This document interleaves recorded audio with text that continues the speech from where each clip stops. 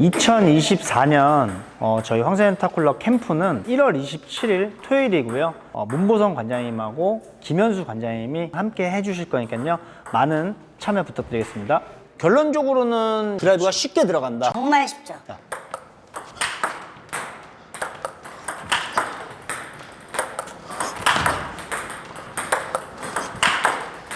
여러분 안녕하세요, 황세준입니다.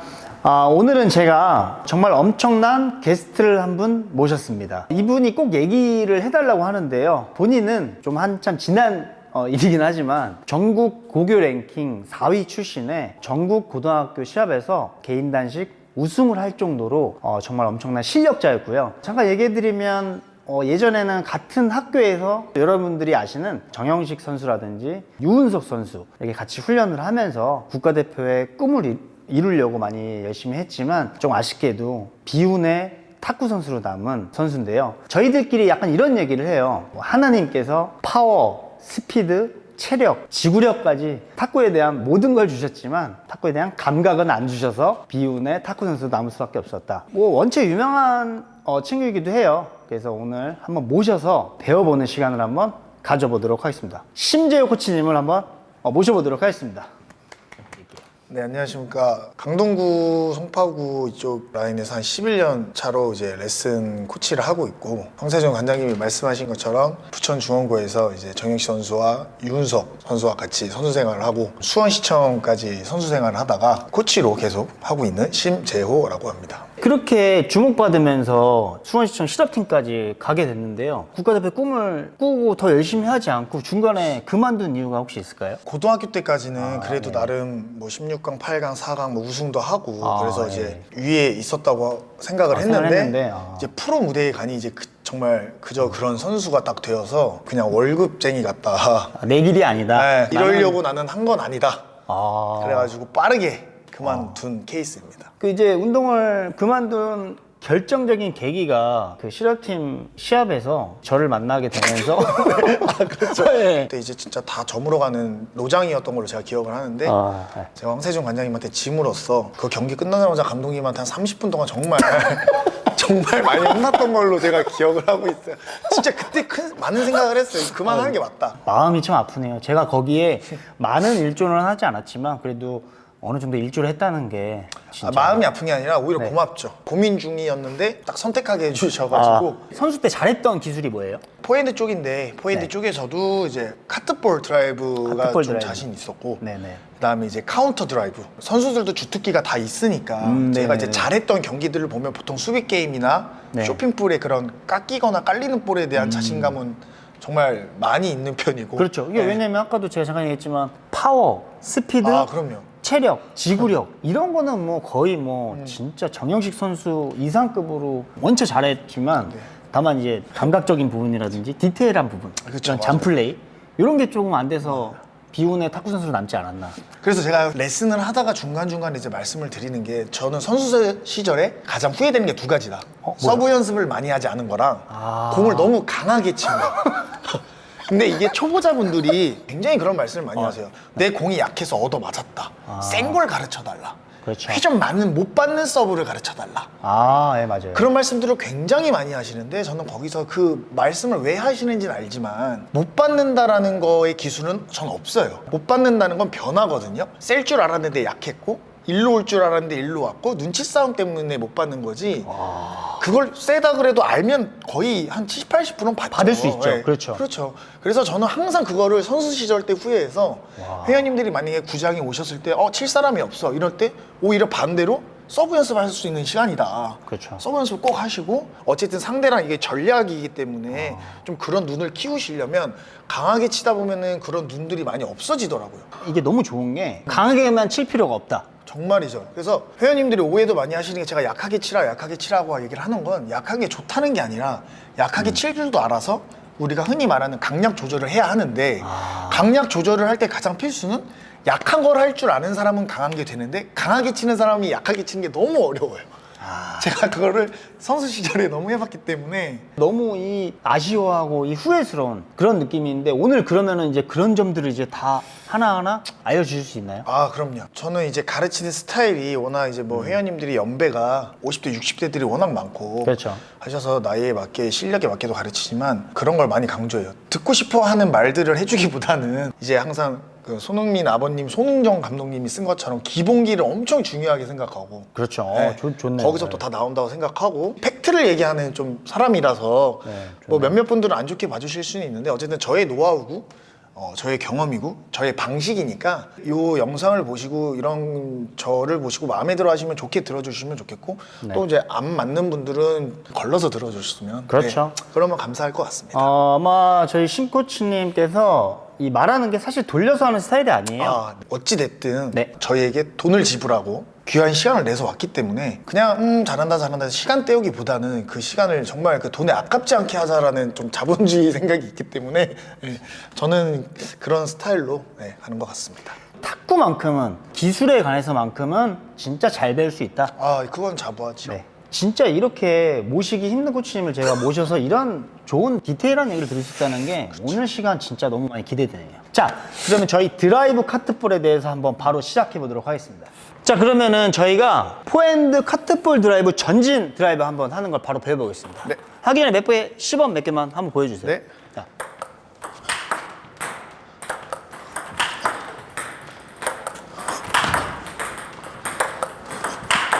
이제 루프 드라이브도 한번 네. 몇 개만.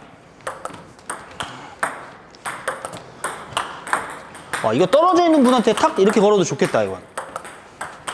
네. 오케이. 자, 이제 설명 한번 할까요? 네, 일단 이제 전진 드라이브부터 말씀을 드리면 저는 이제 회원님들한테 항상 하체 예. 그러니까 골반을 포함한 허리를 이제 비트는 행위, 그 다음에 허벅지를 탁탁 쳐주는 그거를 엄청나게 많이 강조를 해요. 반동. 예, 반동. 네. 왜냐면 이제 보통 대부분 회원님들이 좋아하시는 게 그립 어떻게 해요? 각도 어떻게 해요? 스윙 어떻게 해요?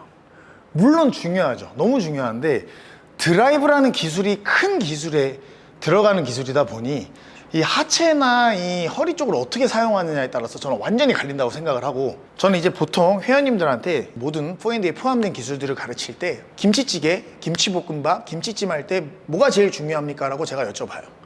가장 중요한 건 김치죠. 김치가 맛있으면 다 맛있죠, 다 맞아요. 맛있죠, 보통. 되게 다 맛있기 때문에 그 중에서 제일 중요한 건 이 하체 쪽, 엉덩이, 이 허벅지 쪽을 이렇게 비틀어주는 행위나 딱 잡아주는 그거를 엄청나게 제가 강조를 하는 편이에요.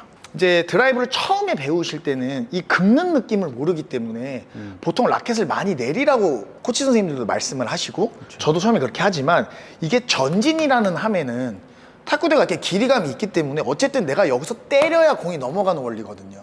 근데 내리기만 하면 뭔가 회전은 먹는데 좀 쉽게 말씀드리면 루프 드라이브처럼 자꾸 가게 되는 거예요. 스피드가 조금 떨어지겠죠. 떨어지죠. 네, 맞아요. 그게 나쁘다는 게 아니에요. 제가 항상 말하는 건 그것도 할 줄 알고 이것도 할 줄 알아야 되는데 그러기 위해서는 이 백스윙이 뒤로 빠지는 게 워낙에 중요하고 백스윙이 뒤로 많이 빠지기 위해서는 내가 팔을 잡아당기는 것이 아니라 몸을 비틀었을 때 팔이 끌려 나가듯이 저는 빼야 된다고 많이 가르쳐요.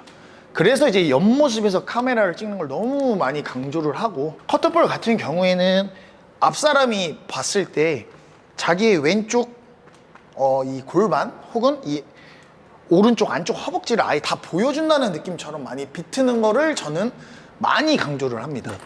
코치님, 근데 생활체육 아마추어에서 너무 일로 가거나 많이 비틀게 되면 시선도 잃게 되고 박자가 좀 늦는다라는 얘기도 있는데 그런 시선 처리라든지 비틀 때 그런 점들은 어떻게 좀 시선은 저는 그렇게 네네네네. 생각해요. 어쨌든 공을 끝까지 보라고 해서 회원님들이 이제 요렇게 봐야 됩니까? 라고 질문을 되게 많이 하시는데요. 결국에는 요렇게까지 보다가 보면은 마지막에는 시야로 보게 되어 있어요. 이렇게까지 보면 실질적으로 탁구가 저는 되지 않는다라고 생각을 하고 있기 때문에 맞아요. 최대한 맞고 끝까지는 봐주되 시선을 째려보는 게 나와주는 게 맞다고 보고요. 네. 그 다음에 처음에 배울 때 제가 이것도 비유를 저도 한 10년이 넘다 보니 좀 많이 하는데 우리가 자연스럽거나 간결한 거 제가 이거를 제가 칼질로 많이 예를 들어요. 제가 만약에 지금 칼질을 배우면 저는 천천히 이렇게 하겠지만 지금 백종원 님이나 뭐 이연복 셰프님 같은 경우에는 뭐 눈 감고도 하시겠죠. 그렇죠. 저는 처음에 무조건 이 부위를 쓸 줄 알아야 되기 때문에 크게 하시는 걸 권장을 해요. 크게 해서 이걸 이쁘게 쓰든 나쁘게 쓰든 아 내가 무릎이나 이게 지금 돌아가는구나. 이 맛을 아시는 분한테 마지막으로 축소해서 간결하게 제가 가르치는 편이기 때문에 근데 회원님들이 요구하시는 거는 그 우리가 선수들이 치거나 숙련자들이 치는 그 완성된 폼을 바로 따라하세요. 그렇죠. 저는 그거보다 2배는 더 크게 해야 된다고 생각을 해요. 특히 볼박스 할 때는. 그런 다음에 자세를 교정하면서 조금씩 줄여나간다. 그렇죠. 자세가 그러니까 작아지거나 빨리 치거나 세게 치는 거는 숙련도에 따라 다른 거지 그 연습을 한다고 된다고 저는 생각하지 않아요. 그렇죠. 제가 숙련이 되면 빨라지는 거고 자연스러워지는 거고 간결해지는 거죠. 근데 그걸 회원님이 그 연습을 하셔서 한다고 생각을 하시면 제 입장에서 조금 건너뛰기 하신다는 느낌을 많이 받기 때문에 그렇죠. 그럴 수 있죠. 그래서 가장 중요한 부분은 이 허벅지나 이쪽을 거의 이렇게 팔은 보통 이 허벅지 쪽, 엉덩이 쪽 붙여서 이렇게 빼시는 분들이 많아요. 축구로 말을 하면 이게 가마차기 식으로 드라이브가 그렇죠, 되는 그렇죠. 게 되게 많거든요. 네네. 그러다 보면 우리 회원님들이 각이 두꺼워요, 얇아요 라는 말씀도 많이 하는데 실질적으로 이제 공이 직선으로 날아온다고 했을 때 요것도 얇은 거지만 요것도 얇은 게 됩니다. 근데 그 생각들은 못 하세요. 내가 두껍게 했어? 이것도 얇은 거거든요, 실제로. 그렇죠. 그래서 안으로 잡고 드라이브 하시는 분들이 여기 삑사리를 되게 많이 맞으세요. 예. 그걸 모르는 상태에서 삑사리 맞으면 내가 면이 이렇게 얇았다고 생각을 하시는데 보통 이런 경우는 극히 드물어요. 근데 그게 내가 이거를 이쪽으로 빼서 그렇죠. 그래서 저는 라켓이 탁구대 밑으로 내려와도 옆으로 틀어서 팔이 벌어져서끔 내리게 하는 거를 엄청나게 이제 강조를 하는 편입니다. 그러면 그렇게 하면 조금 네. 스피드 있게 할 수 있다. 그렇죠. 조금 강력하죠. 왜냐면 이게 내려갔을 때 한번 주시면 내려가면 당연히 이렇게 힘이 발생하는 거예요. 그렇죠. 그냥 옆으로 하자면 이게 때리는 게 발생하는 건데 그렇죠. 이 중간인 이것도 사선으로. 아닌 이것도 아닌 그렇게 빼주시려면 우리가 이거를 하면서 컴퓨터처럼 몇 센치를 잴 수가 없어요. 그렇죠. 실질적으로. 네. 그럼 뭐냐?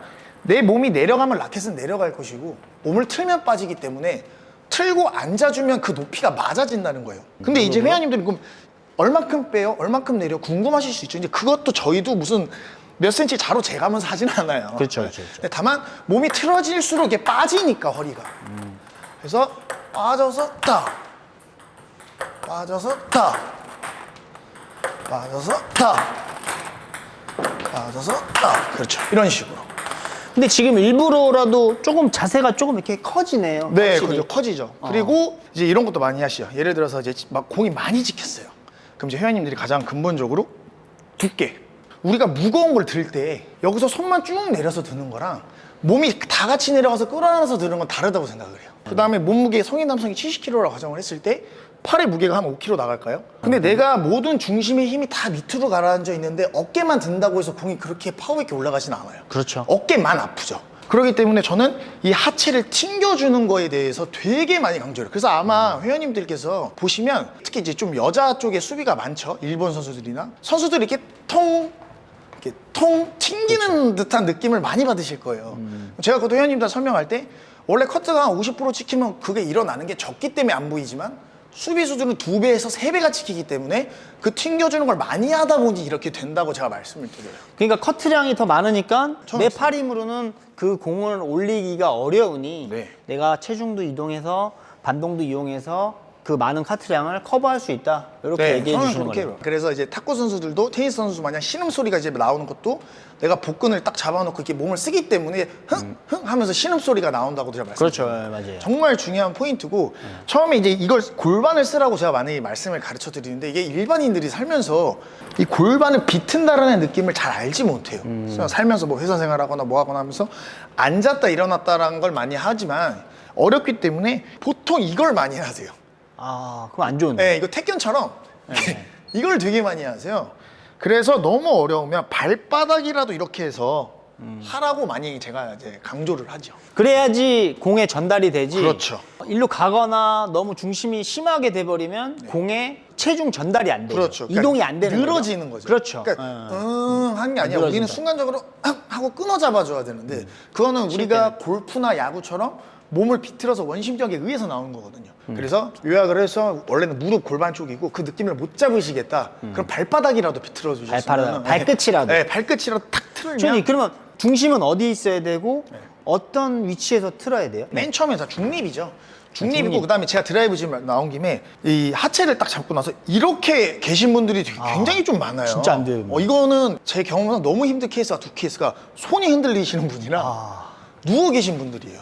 그거 안 고쳐지죠. 이런 말씀 많이 하세요. 나 하고 있는데? 나 지금 숙였는데? 근데 안 숙였어요. 그냥 안 돌렸어요. 왜냐면 저희 선수 때도 고치려고 했지만 안 돼요. 그래서 실제로 제가 회원님들한테 이렇게 말씀을 드려요. 회원님, 실제 온도가 영하 10도면 체감 온도는 몇 도일까요? 무조건 과하게 하셔라. 저희도 그걸 뭘 고치는데 정말 많이 맞았는데도 빨리 안 되더라고요. 그러니까 그 회원님들의 고충을 안다는 거죠. 무조건 과하게 하셔야 돼요. 특히 볼박스 때는. 어차피 과하게. 랠리를 할 때는 배운 걸 조금 부드럽게 하시고 연결을 해야 되는데 과하게. 이 볼박스 하실 때는 제가 회원님들 말씀드리는 게 이거는 20분 동안 실험실이다. 밖으로 날려도 되고 쪽팔려도 우리끼리만 하는 거니까. 그건 맞아요. 볼박스를 하실 때는 뭔가 공을 넘겨야겠다는 생각보다는 내 몸의 느낌을 더 많이 받으셔야 돼요.